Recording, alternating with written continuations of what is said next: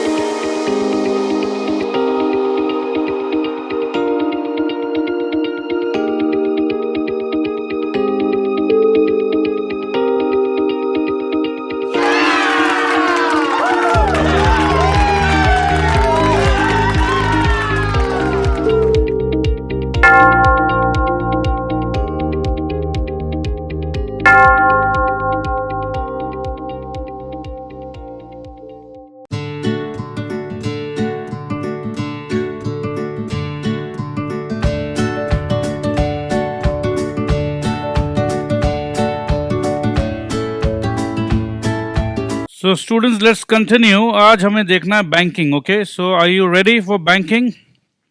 Banking, bank में रुपया सबको अच्छा लगता है. There is usually a time gap between production. अब समझ लो प्रोडक्शन हुआ जनवरी में, purchase and sale of goods. अब परचेज एंड सेल हो सकता है अप्रैल में हो. पॉसिबल है या नहीं है? बिल्कुल पॉसिबल है. During this period businessman needs fund to carry on their business. ये बात समझ में आया कुछ? क्योंकि मैंने जो प्रोडक्शन किया है, मैंने 1,00,000 शर्ट बनाया है. उस 1,00,000 शर्ट को बनाने में मेरा बहुत सारा पैसा खर्चा हो गया. लेट से 2 करोड़ रुपया खर्चा हो गया. अब ये 1,00,000 शर्ट अप्रैल में बिकेगा समझ लीजिए, और अप्रैल में 2.5 करोड़ मेरे को मिलेगा. तो अप्रैल में मिलेगा मेरे को. बट व्हाट अबाउट फरवरी, मार्च? ये 2 महीना क्या करें? क्या मैं ये 2 महीना वेट करूं कि जब अप्रैल में पैसा आएगा तब मैं ये काम करूंगा मई से? तो मैं ये वेट करूंगा तो फरवरी मार्च में जितने भी लोग मेरे सैलरी में हैं, पेरोल में हैं, उनको बैठा के पैसा देना पड़ेगा. नुकसान, हाँ जी नुकसान हो जाएगा. तो व्यापार ऐसे नहीं चलता. अब बीच में अब मेरे को पैसा चाहिए. अब पैसा कौन देगा? बैंक देगा. ठीक है. Banks and other financial institutions provide required credit in the various forms. अब क्रेडिट मतलब उधार. उधार मतलब भैया एक बार दे दो, मैं वापस दे दूंगा आपको. Banks also facilitate business activity by providing safe and quick means for remittance of money. अब बिजनेस एक्टिविटी अगर कहीं जल्दी किसी को पैसा भेजना है तो बैंक उसमें हेल्प कर देता है. ये तो अपने को पता ही है. जैसे जो सेलर है, सेलर को पैसा चाहिए, अब बायर है, उसने वहाँ से लेट से कोलकाता से पैसा भेज दिया, फटाफट चला गया उसके पास। Banking removes the hindrance of raising finance and credit on one's own. तो ये जो प्रेशर है पैसा का, ये बैंक दूर कर देता है। अब हम बात करेंगे इंश्योरेंस का। इंश्योरेंस होता क्या है? अगर कोई लॉस होने का चांस है, चांस, अब चांस मतलब क्या होता है? हो भी सकता है, नहीं भी हो सकता, कोई ज़रूरी नहीं कि होगा। अगर हो गया तो एक इंश्योरेंस कंपनी है, वो तुमको पैसा देगा। अब आप बोलोगे कि सर इंश्योरेंस कंपनी पैसा क्यों देगा? अब देखो, जैसे 1 लाख लोग, इन सबको डर लगता है। लेट से चलो एक सौ करो, 100 लेट से 1 लाख, चलो 1 lakh, there are 1 lakh cars on the road. अब क्या रोज सबका एक्सीडेंट होता है? नहीं होता है। बट ये सारे के सारे 1 लाख गाड़ी वालों ने इंश्योरेंस करा रखा है कि अगर एक्सीडेंट हुआ तो पैसा कौन देगा? Insurance company. ठीक है। अब 1 लाख लोगों ने अगर पैसा दे रखा है तो इंश्योरेंस कंपनी के पास तो बहुत सारा लोगों का पैसा आ गया। अब 1 लाख गाड़ी एक्सीडेंट तो नहीं होता है। अब पूरा साल में अगर लेट से 1000 गाड़ी का एक्सीडेंट हुआ तो 99,000 गाड़ी का तो पैसा फ्री में पड़ा हुआ है। तो ये अपना अपना इंश्योरेंस बिजनेस है। ठीक है। सो insurance business involve several type of risk. Insurance removes the hindrance of risk. समझ में आया? अब 1 लाख गाड़ी बट 1000 एक्सीडेंट। अब वो 1000 कौन, किसका, किसको क्या पता? एक्सीडेंट तो एक्सीडेंट है भैया, किसी का भी हो सकता है। ठीक है। तो 1 लाख लोगों को डर लगता है। जिसको जिसको डर लगता है वो इंश्योरेंस कराएगा, जिसको लगता है होगा तो होगा, देखा जाएगा। अब इसमें क्या होता है पता है? अब जैसे अगर होगा नुकसान अगर होगा तो 10 लाख का होगा, बट इंश्योरेंस कराने का प्रीमियम जो है लेट से सिर्फ 5,000 रुपया है। और अगर नुकसान हुआ तो कितना रुपया मिलेगा? 10 लाख रुपया मिलेगा। अरे वाह! सिर्फ 5,000 रुपया देने से मेरा 10 लाख रुपया का कवरेज। यस, इसीलिए क्योंकि इंश्योरेंस प्रीमियम बहुत कम होता है, सिर्फ 5,000 रुपये। बट ये 5,000 रुपया कितने लोग दे रहे हैं? 1 लाख लोग। समझ रहे हो? तो इंश्योरेंस कंपनी के पास कितना सारा पैसा आ गया, राइट? इंश्योरेंस कंपनी के पास तो बहुत सारा पैसा आ गया। बहुत सारा मतलब 50 करोड़ रुपया आ गया। ठीक है। अब 10 लाख रुपया करके भी अगर देना है, और अगर लेट से बहुत कम लोगों को ही देना है, तो ठीक है, जो भी है, ये अपना अपना इंश्योरेंस बिजनेस है। अभी चलो हम लोग और डिटेल में नहीं जाते हैं, तो इतना ही समझ लो कि 5,000 रुपया दो और 10 लाख रुपया तक का सेफ्टी। सो रिस्क तो खत्म हो गया ना। जो आपको रिस्क था, जो आपके मन में डर था, सिर्फ 5,000 रुपया का इंश्योरेंस प्रीमियम दिया और डर खत्म। With the help of insurance a businessman can protect himself from several type of risk. अब कितने प्रकार का डर है? जितने प्रकार का डर है उतना प्रकार का इंश्योरेंस है। Insurance is based on the pooling of risk. Pooling of risk का मतलब क्या है? हर आदमी को डर लगता है, हर आदमी इंश्योरेंस कंपनी को पैसा देता है। अब वो किसी ना किसी एक आदमी का डर तो सच्चा निकलेगा। अब जिसको सच्चा निकलेगा उसको पैसा मिल जाएगा। ठीक है। A large number of people who are subject to a particular risk contributes to a common fund out of which compensation is paid to those few who actually suffer. Large number को डर लग रहा है। अब 1 लाख गाड़ी रास्ता में चल रहा है, सबको डर है एक्सीडेंट का। 1 लाख लोगों ने 5,000 रुपया करके दिया, 50 करोड़ रुपया इकट्ठा हो गया। अब जिस गाड़ी वाले लोग को, अब 1 लाख का तो होगा नहीं, अब लेट से सिर्फ 1,000 लोगों का एक्सीडेंट हुआ, तो 1 लाख और 1,000 means what? It is just 1%। Contribution किया 100% लोगों ने, बट 1% लोगों जिनका डैमेज हुआ उनको पैसा मिल गया। ठीक है।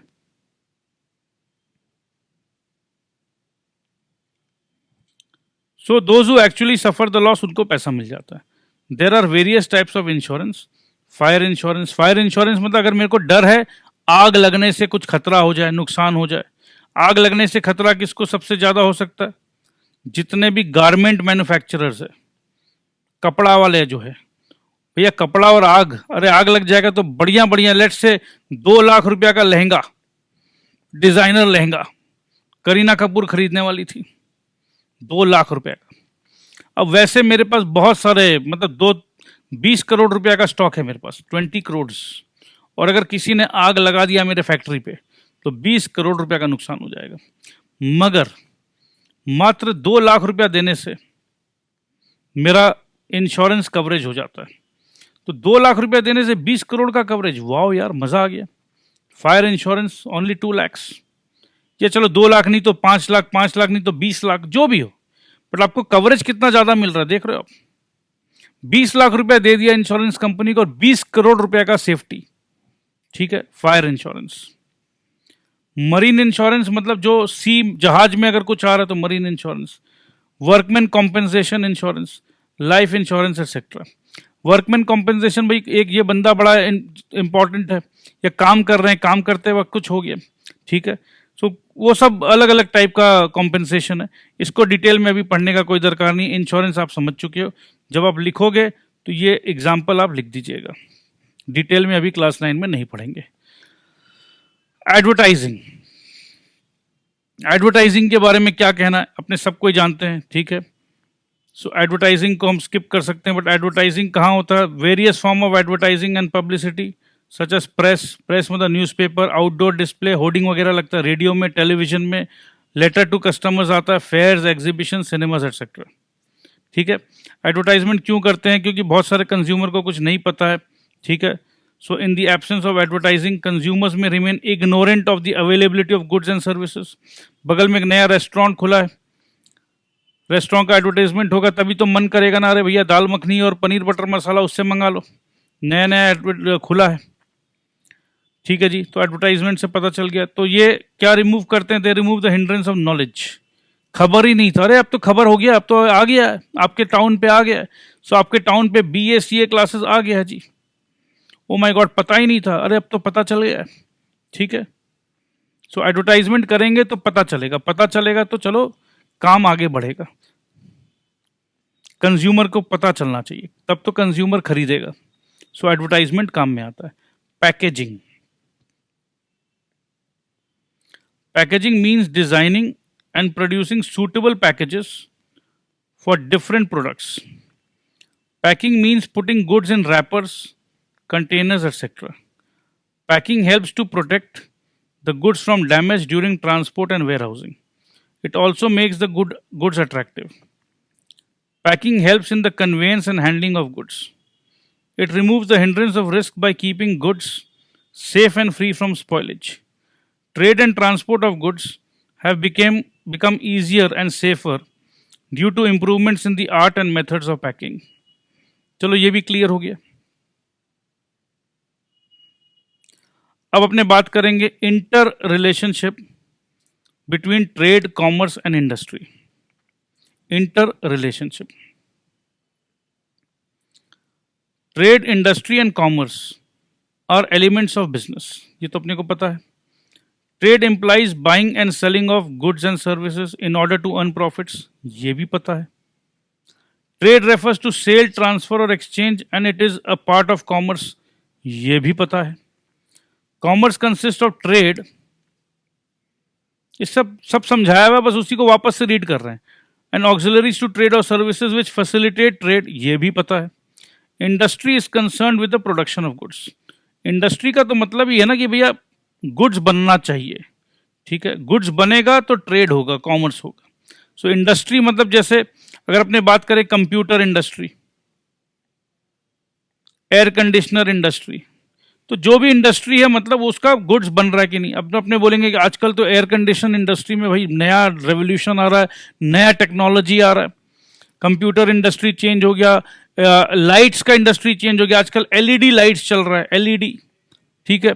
सो अलग अलग इंडस्ट्री का बात करें तो अलग अलग इंडस्ट्री में अलग अलग टेक्नोलॉजी से गुड्स बनते रहते हैं, ठीक है जी। गुड्स तो बनेंगे, बन के बिकेंगे। Trade, commerce and industry are closely related to each other. Each of these components of business depends upon the other for the realization of its objectives.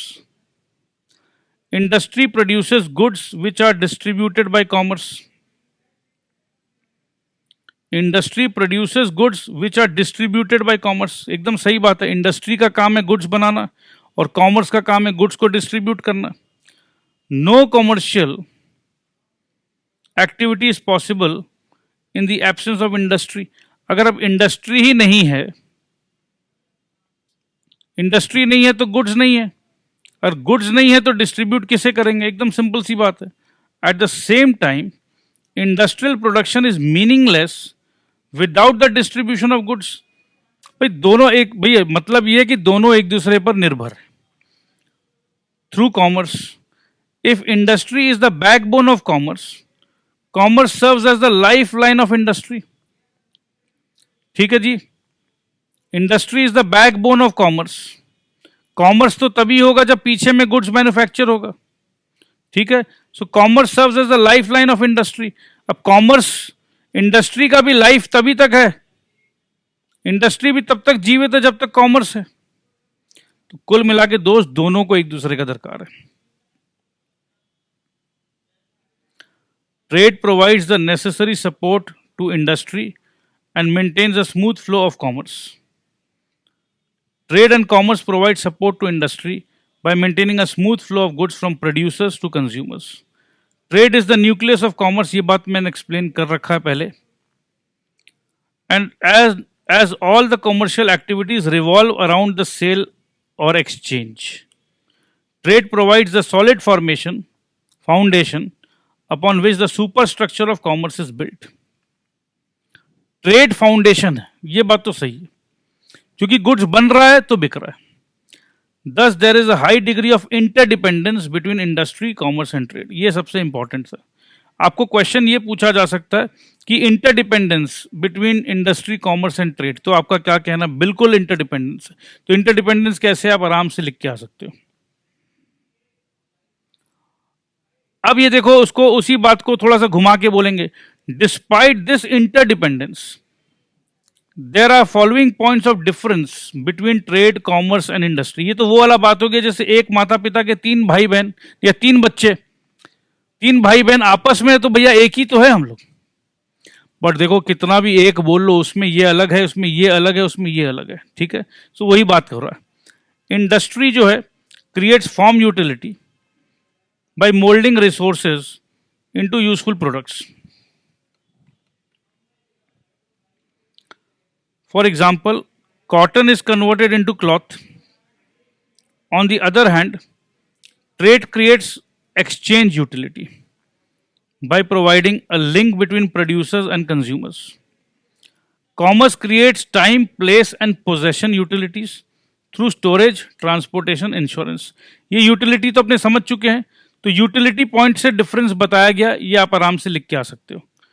Trade depends upon industry and there can be no trade without industry. ये सब देखो same to same बात लिखा जा रहा है, तो इसमें कुछ एक्सप्लेन करने का नहीं है। At the same time, industry cannot function without trade and commerce. Trade depends largely upon auxiliary services like transportation, warehousing, insurance, advertising, etc. तो बस सेग्रीगेट करके लिखना, लिख दीजिएगा दोस्तों। अब कंपेयर किया जा रहा है, क्या कंपेयर कर ले हम लोग भी? अगर हम लोग समझ गए तो आराम से कंपेयर करेंगे। इंडस्ट्री में क्या होता है? गुड्स मैन्युफैक्चर होता है। कॉमर्स में क्या होता है? गुड्स डिस्ट्रीब्यूट होता है, बाइंग सेलिंग होता है, प्लस कॉमर्स का मतलब क्या है? ट्रेड। कॉमर्स का मतलब है trade plus aids to trade, ये तो अपने को पता है। ठीक है, आइए तीनों का डिफरेंस देख लेते हैं। मीनिंग क्या है? मीनिंग ऑफ इंडस्ट्री, अब इंडस्ट्री का बात हो रहा है तो देखो, extraction, reproduction, processing, construction of useful products. तो ये आ गया अपना एक्सट्रैक्टिव इंडस्ट्री से। ठीक है, रिप्रोडक्शन मतलब अपना आ गया जेनेटिक से, फिर प्रोसेसिंग बोल लो, कंस्ट्रक्शन बोल लो। प्रोसेसिंग मतलब हो गया मैन्युफैक्चरिंग। तो अगर याद करो तो चार टाइप ऑफ इंडस्ट्री हमने पढ़ा था। ठीक है, तो बस वही उसी को रिप्रोड्यूस कर दिया गया। कॉमर्स मतलब क्या? Activities concern with the distribution of products to consumers. ठीक है जी। और ट्रेड मतलब क्या? Buying and selling of goods and services. Scope क्या है जी? Industry consist of all activities concern with the production of commodities. Industry का तो मेन काम ही है प्रोड्यूस करो। अब प्रोडक्शन ऑफ कमोडिटीज, कमोडिटीज बोल लो या इंडस्ट्री में हम अगर चाहें तो दिमाग में आ रहा है कि producer goods plus consumer goods, ठीक है। Commerce comprises trade and auxiliaries to trade and sale. Trade consist of activities involving purchase, ठीक है जी, परचेज एंड सेल भी कर सकते हैं लोग। पर ठीक है, अगर एक आदमी परचेज कर रहा है तो दूसरा आदमी सेल कर रहा है, ठीक है, तो इसका ये मतलब भी है, तो इसीलिए यहाँ सिर्फ परचेज लिखा है। कैपिटल मतलब बहुत लंबा पैसा, generally large capital required for large scale industry, comparatively less capital required, capital required to keep stocks. Trade में तो भी अगर हमको स्टॉक रखना तो उतना ही पैसा चाहिए। रिस्क क्या है? Greater degree of risk involve, less degree of risk involve, comparatively less, ये तो समझ में आ रहा है। नेचर ऑफ यूटिलिटी, ये फॉर्म यूटिलिटी क्रिएट करता है, ये time and place utility create करता है, ये पोजेशन यूटिलिटी क्रिएट करता है। क्लासिफिकेशन ये अपने को पता है, ट्रेड का कॉमर्स का मतलब है trade and auxiliaries to trade, और इधर हो गया होम ट्रेड या foreign trade. Beginning of utility begins before commerce and trade. Of course commerce तो बाद में होगा, पहले तो फॉर्म चेंज होगा। Begins after industry, begins with commerce. Ownership ये इंडस्ट्रियलिस्ट लोग ओन करते हैं, ये मर्चेंट लोग ओन करते हैं, और ये ट्रेडर लोग ओन करते हैं। तो मेरे ख्याल से इसमें बहुत ज़्यादा कुछ ऐसा नहीं था जो आपको नहीं समझ में आएगा। आपको सब कुछ समझ में आ रहा है, बहुत इजी है, ठीक है। और दोस्तों मैं आपको एक और बात बताना चाहता हूँ, ये अभी फर्स्ट रीडिंग कर रहे हैं, फर्स्ट रीडिंग, ठीक है। अभी आप लोग क्लास 9 के बस जस्ट घुसे हैं। फर्स्ट रीडिंग करने के बाद जब एक बार हम लोग पूरा का पूरा रीडिंग कर लेंगे ना, तब तक आप लोग चैप्टर 1, चैप्टर 2, चैप्टर 3, चैप्टर 4, अभी तो आगे बहुत कुछ पढ़ना बाकी है, बहुत कुछ सीखना बाकी है, राइट। अभी चैप्टर 2 में हम लोग, चैप्टर 3 में और कुछ नया सीखेंगे, चैप्टर 4 में और कुछ नया सीखेंगे, चैप्टर 5 में और नया सीखेंगे। इमेजिन करो जब आप लोग चैप्टर 10, 12, 15, 17 तक पहुंच जाओगे तो और कुछ नया सीखोगे, और नया सीखने के बाद उस नॉलेज के साथ जब वापस से आप लोग चैप्टर 1, चैप्टर 2, चैप्टर 3 पढ़ोगे, तो एनहांस नॉलेज के साथ जब वही सेम टू सेम चीज को दोबारा पढ़ोगे तो जल्दी समझ में आएगा। अगर अभी भी आपको समझ में थोड़ा सा लेट हो रहा होगा, थोड़ा सा लेट, मेरे को लग रहा है कि ज्यादा दिक्कत नहीं होना चाहिए, क्योंकि एक एक चीज को बहुत डिटेल में मैं पढ़ रहा हूं और समझा रहा हूं। मगर विश्वास करो, आगे आने वाले समय पे जब आप लोग रिवीजन करने बैठोगे, एक पूरा बुक का रीडिंग कंप्लीट होने के बाद जब रिवीजन करने बैठोगे, तब बहुत मजा आने वाला आपको। तो विश्वास करो, एकदम आराम से सुनो। अभी आपका मेन काम सुनने का है। थोड़ा सा कुछ नहीं भी समझ में आए तो सुनो, आगे बढ़ो, आगे दूसरा चैप्टर में पढ़ोगे और समझ में आएगा, ठीक है। तो चलो आगे बढ़ते हैं। Distinction between organisation, firm and company. अब देखो ये क्यों बताया जा रहा है, बहुत अच्छा से, ये किताब बहुत अच्छे से फॉर्मुलेट किया गया, सीवी गुप्ता जी ने बहुत अच्छे से समझाया है, ठीक है। अब देखो इसको पढ़ेंगे तो समझ में आ जाएगा ऑर्गेनाइजेशन क्या होता है। The term organisation refers to a group of persons who have common objectives. अब देखो काम करना है, कॉमन ऑब्जेक्टिव्स है, बहुत सारे लोग हैं। The members of the organisation work in cooperation to achieve the common objectives. अब एक ऑर्गेनाइजेशन है, ऑर्गेनाइजेशन का कॉमन गोल है, तो सब कोई उसी कॉमन गोल को अचीव करने के लिए, अब जैसे क्रिकेट टीम, अब इंडियन क्रिकेट टीम, अब सबका एक ही तो मकसद है कि जीतना है।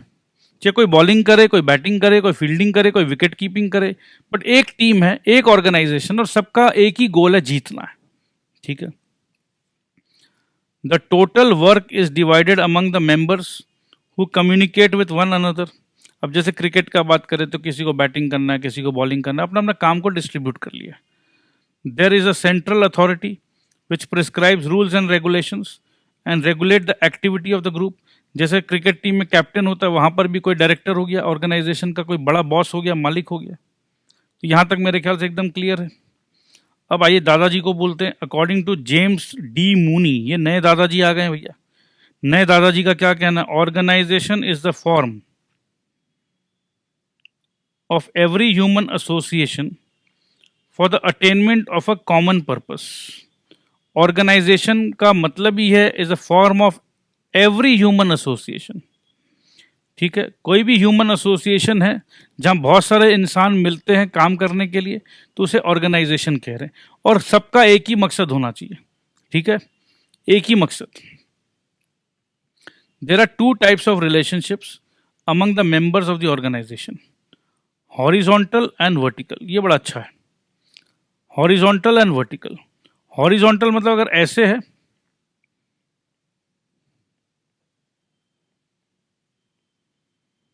तो ये एक तरीका से देखा जाए ये इसका आपस में, इसका आपस में, इसका आपस में, बट अपने क्या देख रहे हैं कि they are all in the same level. Horizontal मतलब they are in the same level. ठीक है, मतलब ये हो सकता है डायरेक्टर फाइनेंस, ये हो सकता है डायरेक्टर मार्केटिंग, ये हो सकता है डायरेक्टर सेल्स, सब डायरेक्टर है एक ही लेवल पे. ठीक है, जैसे यह फैमिली में चार भाई अलग अलग डिवीजन संभाल रहे हैं तो चारों का लेवल एक ही है, तो ये इसे कहते हैं हॉरिजॉन्टल रिलेशनशिप. Horizontal relationship. अब इनके नीचे कोई है, इनके नीचे भी कोई है, इनके नीचे भी कोई है, इनके नीचे भी कोई है, तो ये हो गया वर्टिकल रिलेशनशिप. ठीक है, अब इनके नीचे भी कोई है, तो अब अगर इनका और इनका बात करें हम, ठीक है, या इनका बात करें, तो जो भी है, तो हॉरिजॉन्टल मतलब ऐसे, वर्टिकल मतलब ऐसे. ठीक है जी. Horizontal relation refers to the relationship between people working at the same level. जैसे हॉरिजॉन्टल मतलब ये, यहां पर अलग अलग लोग हैं तो सेम लेवल पे लोग हैं of authority. For example there is a horizontal relationship among heads of the department. ये अलग अलग डिपार्टमेंटल हेड्स. ठीक है.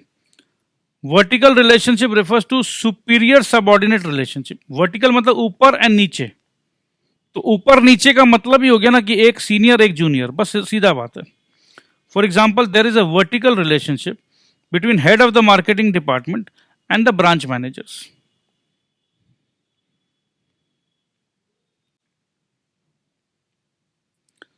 Vertical relationships from the top to the bottom of the organization constitute the chain of command. Chain of command मतलब देखो ऊपर से नीचे का chain of command बोला जाता है कि एक बॉस, मेन बॉस, अब मेन बॉस के नीचे चार अलग अलग बॉस, अब इन बॉस के नीचे फिर दो तीन बॉस, अब इनके नीचे भी बहुत सारे लोग, तो चेन ऑफ कमांड ऊपर से नीचे, उसके नीचे, उसके नीचे, उसके नीचे, तो चेन ऑफ कमांड हो गया ये chain. So constitute the chain of command through which authority, responsibility and communication flow both downward and upward. तो ये एक अच्छा लाइन है.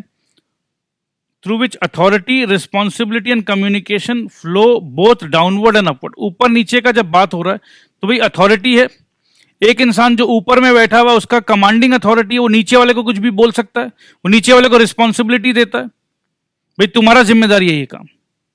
मैं बॉस हूं, मैंने नीचे वाले को जिम्मेदारी दिया, उसने और उसके नीचे वाले को जिम्मेदारी दे दिया, तुम्हारा रिस्पॉन्सिबिलिटी है. उसने अपने नीचे वाले को बोला ए सुनो ये तुम्हारा रिस्पॉन्सिबिलिटी है, वो उसको रिपोर्ट किया, वो उसको रिपोर्ट किया, वो उसको रिपोर्ट किया, वो उसको रिपोर्ट किया. I think you are getting it.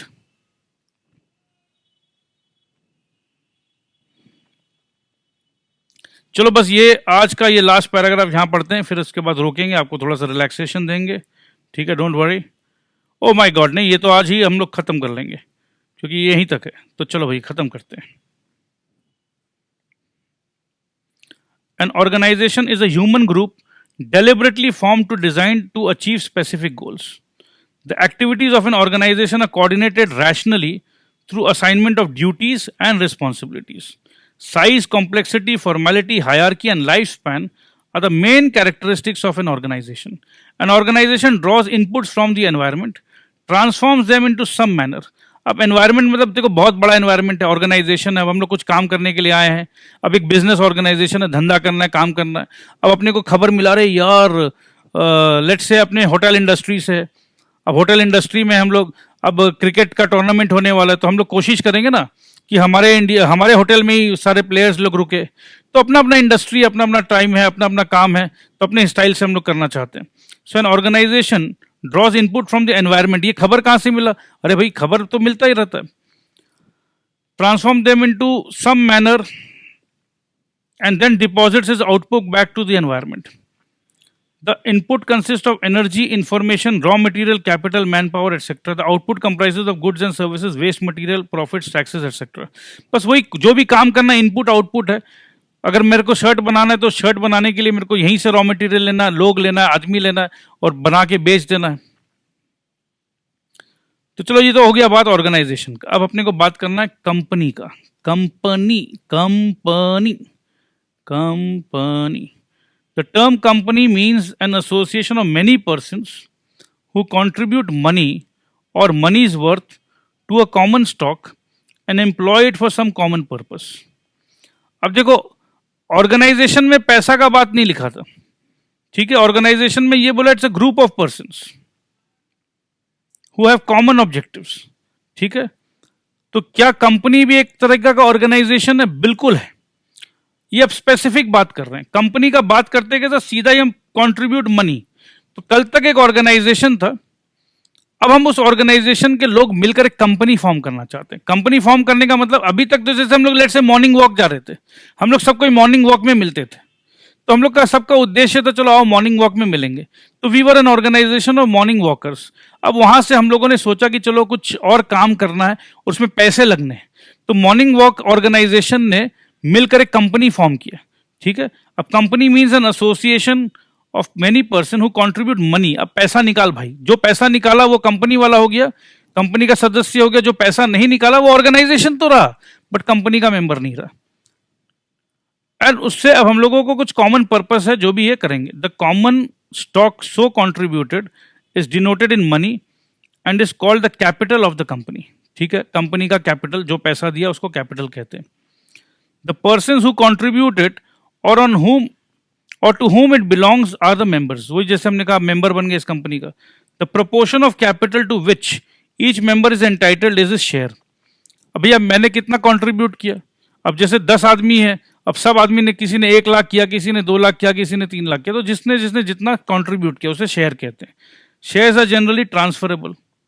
Company is a legal term because it is created by law. अब कंपनी जो है वो लॉ से बनता है. ये सब हम लोग आगे पढ़ाएंगे आपको, तो चिंता मत करिए.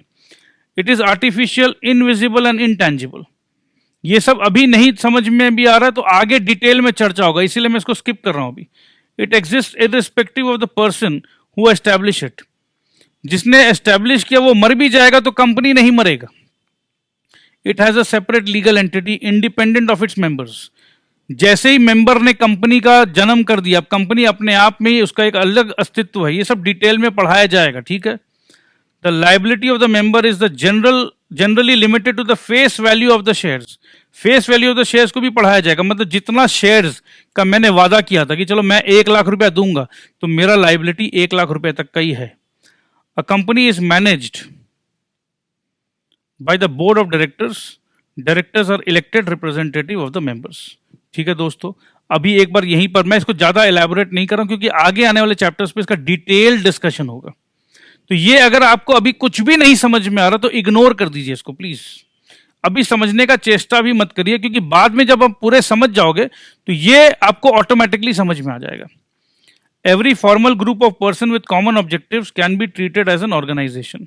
On the other hand, a firm is an individual or a group of person who carry on some business. अब फर्म का बात करें, फर्म मतलब एक इंसान, अकेला इंसान, प्रोप्राइटरशिप फर्म. और अ ग्रुप ऑफ पर्सन मतलब पार्टनरशिप फर्म. ठीक है. A school, a college, a university, a hospital, a club, a charitable, a religious trust are all organizations. But none of these can be called a firm because no business is carried on by them. ये सब का चर्चा हम next detail में करेंगे. A firm can be a sole proprietorship, partnership or a company. Proprietorship is owned and controlled by one person. 2 or more person own and control a partnership. Both proprietorship and partnership are non-legal entities and have no existence separate from its members. इसका भी detail में आपको चर्चा करेंगे. ठीक है. But a company is a legal entity and has independent existence distinct from its members. तो दोस्तों एक बार के लिए अगर आपको नहीं भी समझ में आया, क्योंकि आने वाले चैप्टर्स पे ये सब का डिटेल चर्चा होगा, मैं बार बार यही कह रहा हूँ, सो एकदम रिलैक्स रहिए. चैप्टर 2 हमने खत्म कर लिया है. आगे आपको होमवर्क में ये सब प्लीज़ कोशिश करिएगा, आपको बहुत आराम से आप कर पाओगे, ये पूरा विश्वास है मेरे को. लॉन्ग आंसर्स हो या शॉर्ट आंसर्स हो, you will be able to answer everything. So I love you all, take care and yes, मन लगा के पढ़ाई करो, कोई टेंशन मत लो, मैं हूं आपके साथ। Thank you very much.